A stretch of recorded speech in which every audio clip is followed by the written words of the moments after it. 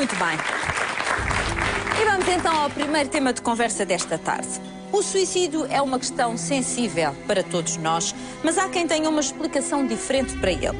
Hoje vamos saber como o espiritismo entende e explica o facto de alguém querer pôr termo à vida e por isso convidamos 3 especialistas para nos ajudarem nesta matéria. Tem o José Lucas, que já é um habitué deste programa. Olá, José, muito boa tarde. Boa tarde. E que é espírita. A Amélia Reis, que também é espírita. Olá, Amélia, muito boa tarde e bem-vinda. E ainda o Paulo Mourinha, que é médico homeopata, psicólogo e também espírita. Bem-vindo.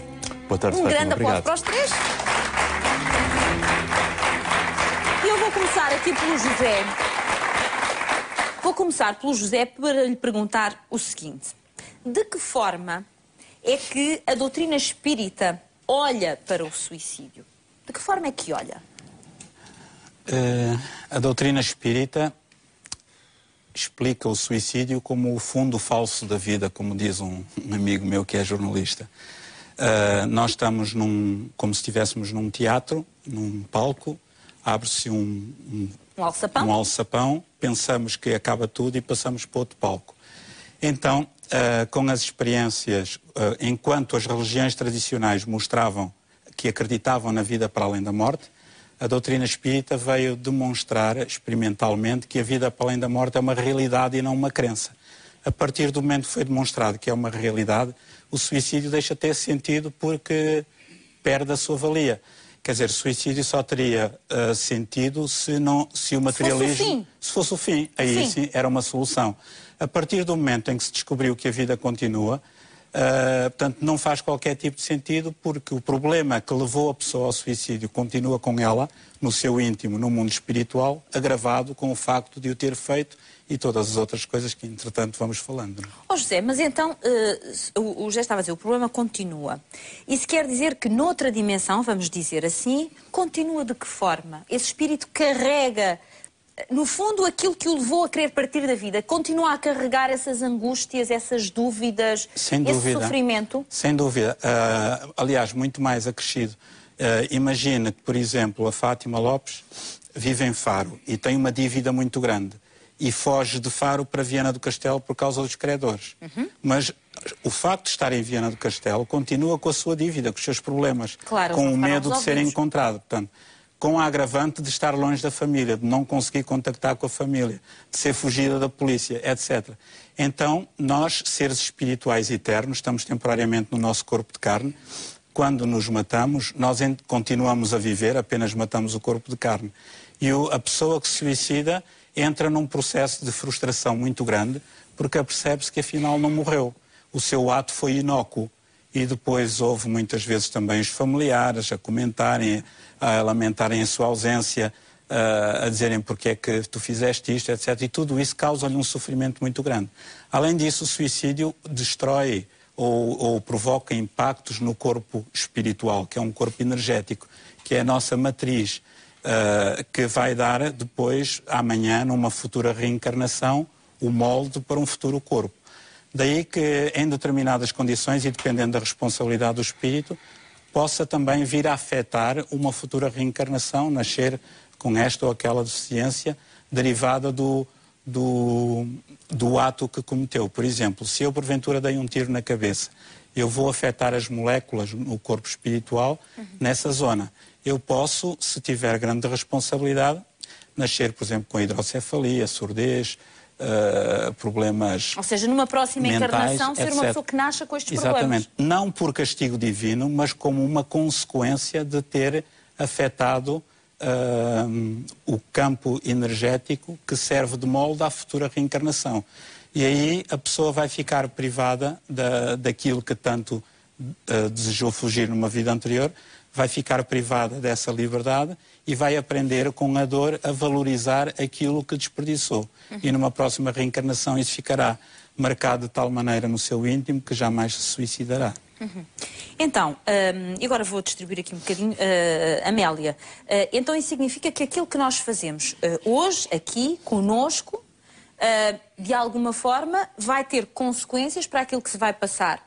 Eu digo noutra dimensão porque sei que as pessoas assim percebem mais facilmente. Sim. Noutra dimensão, com o nosso espírito. Exatamente. Portanto, não só não resolvemos nada aqui, como depois complicamos mais à frente.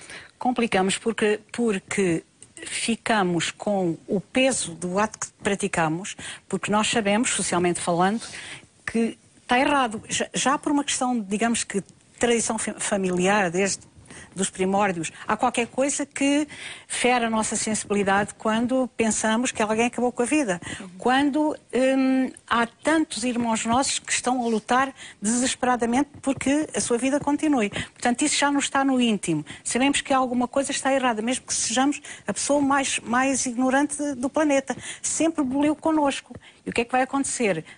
Vai ficar gravado no nosso corpo espiritual tudo aquilo que nós decidimos para a nossa vida. Há aqui uma coisa que eu acho importante explicar, Amélia, porque eu sei que a doutrina espírita consegue explicar isso, mas se calhar é a dúvida que eu tenho e que muitas pessoas têm. Quando ouvi o José dizer, bom, enfim, a pessoa morre, ou seja, o seu corpo físico morre, e depois do outro lado vamos viver isto, aquilo, aquilo outro. Eu pergunto, há provas daquilo que o espírito vive do outro lado? Porque muita coisa cientificamente conseguiu-se provar. Eu pergunto, há provas de tudo aquilo que o espírito passa quando está do outro lado? Há comunicações. Há comunicações. Portanto, nós temos a certeza de que o espírito está a passar por esta ou por aquela situação, não é? Através dos médiums, das comunicações mediúnicas, em que os espíritos aparecem e dão-nos relatos. Informações, não é? Sim. Espíritos somos nós, que eventualmente daqui nada poderemos estar do outro lado. De que a vida espiritual é uma realidade e que ela não se afasta um milímetro daquilo que é a vida na Terra. Portanto, as pessoas continuam com as mesmas dúvidas, com as mesmas dificuldades, com as mesmas tensões, enfim, com tudo aquilo que vivenciavam aqui, aquilo que eu sou, eu vou continuar a ser do lado de lá. Em relação ao suicídio, tem a agravante, agora está a ouvir o Lucas, para mim, é que aqui na Terra, apesar de nós termos vivências diferentes, conhecimentos diferentes, posições, enfim, estamos todos misturados. O que acontece quando passamos para o lado de lá é, por uma questão de afinidade, nós vamos juntar com aqueles que pensam ou que geriram a vida da mesma forma, que tiveram os mesmos gostos, as mesmas intuições, os mesmos desejos. Ora bem, o que é que vai acontecer com a pessoa que praticou o suicídio? Exatamente por uma questão de afinidade, ir-se-á juntar num mundo em que estão toda a espécie de suicidas. Gente que está a passar pela mesma dificuldade. E então nem sequer vai encontrar alguém a quem se encosta, digamos assim, em que procura ajuda, porque aquele mundo é um mundo estranho, onde só estão pessoas que estão a passar pelas mesmas dificuldades que eu. E isso depois tem reflexos na próxima reencarnação? Tem. Isto é... Poderá ser alguém que numa próxima... Isto, obviamente, segundo a teoria espírita, é isso que estamos aqui a falar. Sim. A doutrina espírita, assim é que se diz. Isso poderá significar, Amélia, que numa próxima reencarnação essa pessoa volte de novo a ter tendências suicidas? Pode. Pode, sim, senhora. Pode, porque lhe ficou inscrito no tal corpo espiritual, que ela, de algum modo, mutilou. Não é? E daí a justificação para aqueles seres que nós encontramos com dificuldades físicas neste momento e que nos dá, para além de tudo mais, a capacidade de lhes querer bem, de os amar, de os acarinhar, porque são pessoas que estão a passar por uma dificuldade, vítima de algo que não foi tão correto na sua vida, mas que está lá para incorreções todos nós passamos. Posso só dar um atalho de foice, já que é uma conversa assim, muito rapidamente, explicar que muitas vezes os benfeitores espirituais nas nossas reuniões mediúnicas trazem pessoas que já estão equilibradas, mas que foram recolhidas no mundo espiritual pelo suicídio, após muitos anos de sofrimento. E então, essas pessoas vêm-nos contar os seus casos. E eles dizem que na Terra não existem palavras para descrever o quão tormentoso é a consequência do suicídio. E eles apelam, dizem, por favor, divulguem isso, não façam isso, aconteça o que acontecer, por mais difícil que seja a sua vida. Há um livro que eu aconselhava a quem porventura estivesse desesperado e numa situação em que já lhe tenha passado pela cabeça o suicídio. Eu aconselhava a que lessem um livro ditado pelo espírito Camilo Castelo Branco, através de uma famosa médium brasileira, já falecida, Ivone do Amaral Pereira, que se chama Memórias de um Suicida. depois de lerem aquele livro, de certeza que perdem todo o interesse em suicidar-se e começam a pensar duas vezes, porque de facto são situações muito difíceis. Bom, passando a palavra ao Paulo Mourinho, e neste caso até vou deixar-lhe uma questão que me chegou agora através do Facebook de uma espectadora. Uma espectadora que diz, bom, mas sendo assim, ou seja, tendo em conta as explicações que eu vi aqui, poderá ser benéfico fazer uma regressão a vidas passadas para arrumarmos essas experiências dolorosas que ficaram de outras vidas? Paulo? Cada caso é um caso, Fátima. Há situações em que, de facto, a benção do esquecimento também acaba por ser muito positiva. Há situações extremas, onde, de facto, há uma reincidência muito constante, em que, de facto, poderá valer a pena, efetivamente, uma situação dessa ordem. Uma regressão, então, para, de alguma forma, poder-se perceber onde está a gênese do problema e, de facto, tentar saná-la dentro desse conteúdo. No entanto, esta situação não é igual para todos. Claro. Há situações em que as situações no passado são de tal forma traumáticas que o facto de estarem no nosso esquecimento, de facto, tem uma razão para ser. É uma proteção. E isso pode, de alguma forma, também diminuir o impacto dessa mesma reincidência. Portanto... Agora, no caso do Paulo, e como o Paulo é médico, homeopata, é psicólogo, eu pergunto, Paulo, que situações podem levar um ser humano a achar que é mesmo o fim da linha, que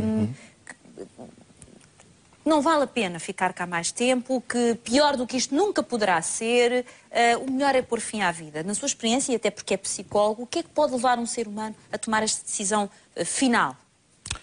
É uma questão complexa, porque de facto há muitas implicações relativamente ao processo do próprio suicídio. Tanto assim é que as estatísticas nos dizem que a maior parte dos suicidas fizeram no passado outras tentativas, o que nós chamamos o para-suicídio. As tentativas que vão ao encontro desse gesto suicidário. No entanto, em determinadas alturas da vida isto surge de maneiras diferentes. Por exemplo, na adolescência são muito comuns aquilo que nós chamamos também de ideação suicidária ou ideação suicida, que são os pensamentos em torno da vontade de morrer, de desaparecer, por vezes isto até é verbalizado com amigos, mas para chegar ao ato suicidário normalmente leva a um outro contexto e normalmente nós sabemos que a maior parte dos dados que temos, esse contexto acaba por se revelar já depois dos 50 anos, muito embora cada vez mais haja mais suicídios em adolescentes. A razão que pode levar ao suicídio é imensa. Há fatores predisponentes, há fatores biológicos envolvidos, há fatores de problemas a nível psicológico ou psiquiátrico, há problemas de toxicodependência que também aqui são marcadamente positivas, ou melhor, negativas. Temos situações sociais e onde de facto também existe algum tipo de pressão sobre isso. O ser humano, perante estas situações... Também, desculpa lá, também há pressões de ordem espiritual. Sim. É isso que eu por acaso ia dizer. Pode haver ali uma pressão já espiritual por aquilo que está para trás, com certeza, não é? Com certeza. Porque a influência que é feita sobre o indivíduo, tanto é pelas inteligências visíveis no corpo da carne, como aquelas que estão para além dele. No entanto, as pressões acabam por acontecer da mesma forma. E tem aqui um peso muito importante. Muito grande. Pessoas provavelmente estarão mais fragilizadas e mais passíveis de serem influenciadas desta forma, o que os leva a um pensamento cada vez mais depressivo. É dos livros também que a maior parte das pessoas que cometem o ato já estão em processos de depressão, quando não em outros processos ligados a psicoses, onde tudo isto acaba por funcionar.